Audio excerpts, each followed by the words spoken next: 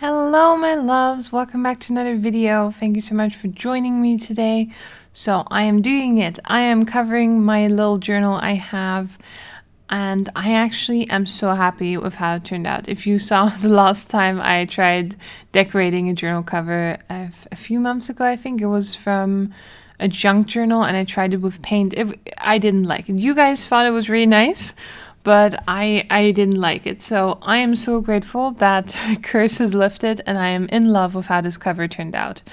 So I'm just using scraps of paper, really. There's nothing, that's not rocket science. I do have a few papers that I know that I love and that I like the colors of and that I know work together well. So that always helps, if you have some sort of color scheme roughly.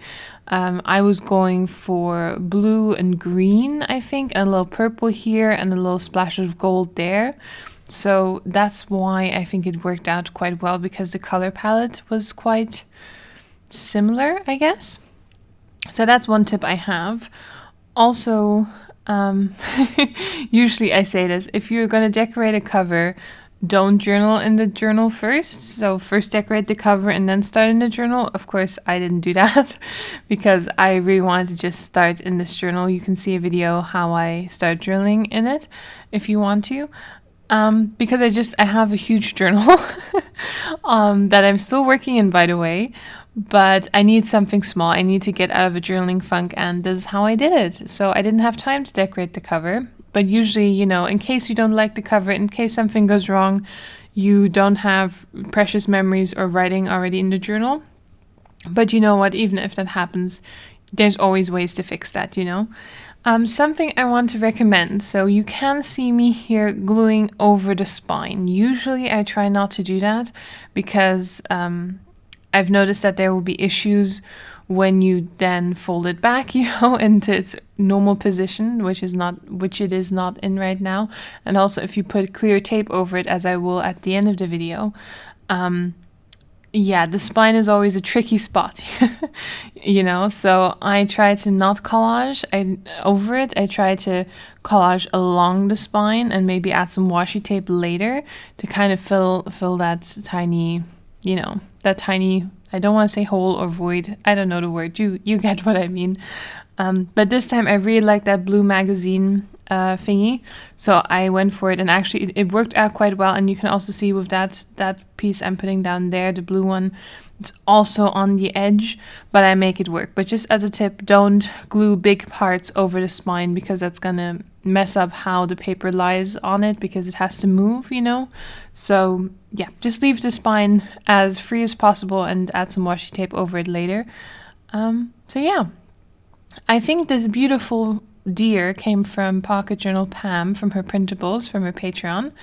I'm also using old book pages. I've been decluttering my bookshelf, and I also bought a few books from the, secondhand store, if that makes sense. Yeah, a thrift store, extra to collage and to use up, because, use what you have. And if you have old books that you're not going to read or use anymore, you can use them as collage fodder or art supplies.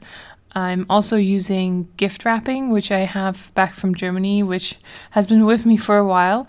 And I really love the gold accents throughout this journal, because I didn't want to make it extra Christmassy, but I am starting this journal, I think, on the 1st of December.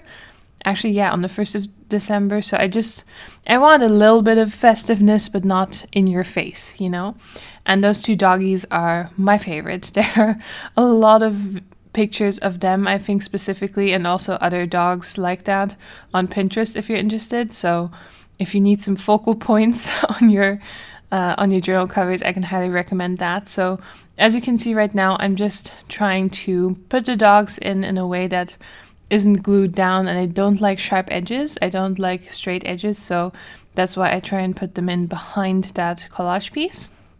And also, with collages in general, or artworks in general, you want to have a focal point. You want to have some details, and you want to have some big things. And for me, on this cover, it was the two dogs, and I'm going to add a title in a minute. And I also love the houses. They're so cute. and they kind of make another focal point for the back cover. The thing is, which is quite annoying, a lot of the times the back cover turns out nicer than the front cover, but actually you never really see the back cover if you keep a journal, because you know, you always have it open, or you open it from the front, you never actually open it from the back. So it's always a shame. You decorate the whole cover, but you only get to appreciate one side. So if you're thinking about doing this, make sure that you use the good stuff on the front cover and use the maybe not as good stuff on the back. I don't know. I hope that makes sense. Of course, you can use everything you want on your cover. It's totally yours. And also, you don't have to decorate your covers, you know. If you like the elegant black moleskin look, or if you don't care about what it looks like, then you don't have to do anything you don't want to do.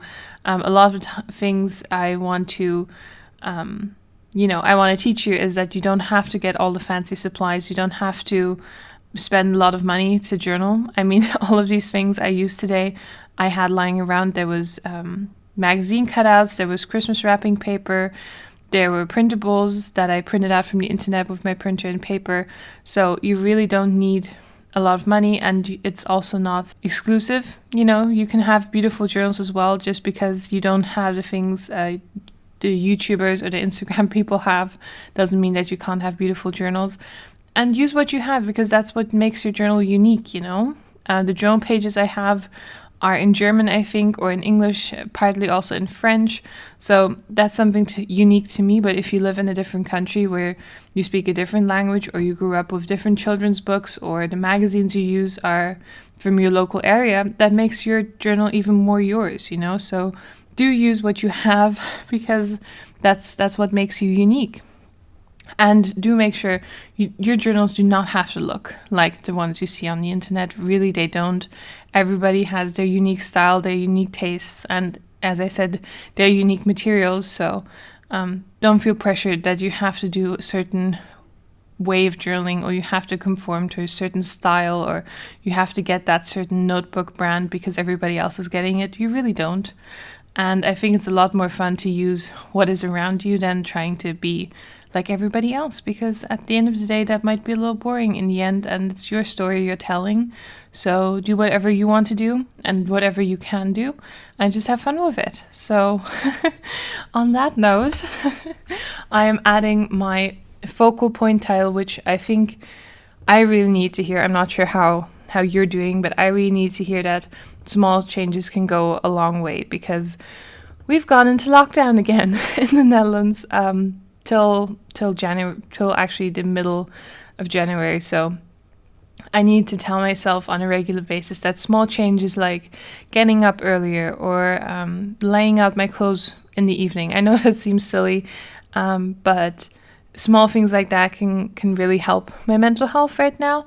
So I also, as a reminder to you guys, small changes can go a long way, and small changes can have big effects. So do what you can, and do take good care of yourself, because if you're not feeling well, you can't really be there for anybody else or be the best you could be. So take care of yourself first, and if that means journaling or relaxing for an afternoon, or if that means going to bed early, or not ordering takeout but cooking, you know, those are small things. Self-care isn't all bath bombs and face masks. You know, it's about the simple things.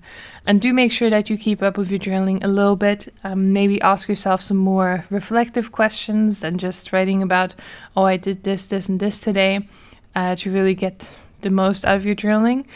And yeah, I hope you have a lovely day. I'm just adding some details with my Posca paint markers, and that's pretty much it. Really simple. I love how it turned out. It's so cute, and I can't wait to finish it. I think it has 48 pages, and I'm not even halfway through right now. So I think this is gonna join me through Christmas. I'm just adding some stickers from Flying Tiger, and that's pretty much it. Thank you so much for watching, and I'll talk to you again soon. Bye bye!